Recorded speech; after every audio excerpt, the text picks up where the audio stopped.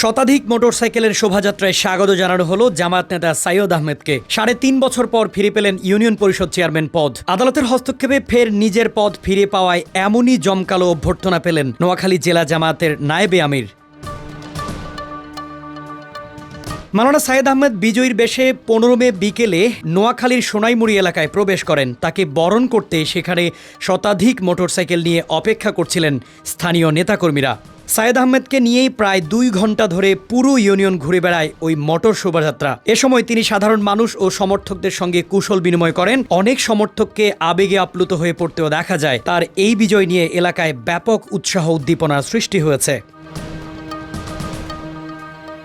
স্থানীয় জামাত নেতা মাওলানা রহিমুল্লাহ বলেন, ২০২২ সালের ৫ জানুয়ারি আমাদের হৃদয়ে রক্তক্ষরণ হয়েছিল। সেদিন আমাদের বিজয় কেড়ে নিয়ে নৌকার প্রার্থীকে দেয়া হয়। আমাদের তখন আল্লাহর দরবারে বলা ছাড়া আর কোনো উপায় ছিল না।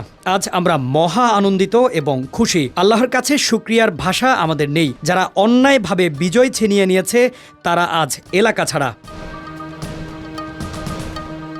জানা যায় ২০২২ সালের ৫ জানুয়ারি সাইয়দ আহমেদ সোনাইমুড়ি উপজেলার বারগাঁও ইউনিয়নে চশমা প্রতীকে নির্বাচন করেন। এই নির্বাচনে তিনি জয়লাভ করেন। তবে ভোটের ফল কারচুপির মাধ্যমে তার প্রতিদ্বন্দ্বী নৌকা প্রতীকের প্রার্থী আওয়ামী লীগ সভাপতি মোহাম্মদ শামসুল আলমকে চেয়ারম্যান ঘোষণা করা হয়। দীর্ঘ ৩.৫ বছর পর ১৪ মে দুপুরে নোয়াখালী জেলা দায়রা জজ আদালত সাইয়দ আহমেদকে ৪৬৬ ভোটে বিজয়ী ঘোষণা করেন।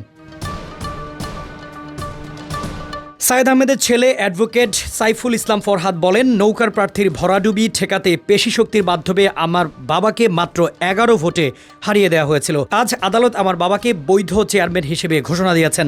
আমি আশা করি খুব শিগগিরই গেজেট প্রকাশিত হবে। আমি নির্বাচন ট্রাইব্যুনাল আদালতের সংশ্লিষ্ট কর্মকর্তা, সব আইনজীবী এবং আমাদের ইউনিয়নের বাসিন্দাদের প্রতি কৃতজ্ঞতা জানাই। একই সঙ্গে আমি ধিক্কার জানাই তাদের, যারা তখনকার সেই নির্বাচনে কারচুপি করে সত্যকে চাপা দিয়ে মানুষের অধিকার হরণ করেছিল।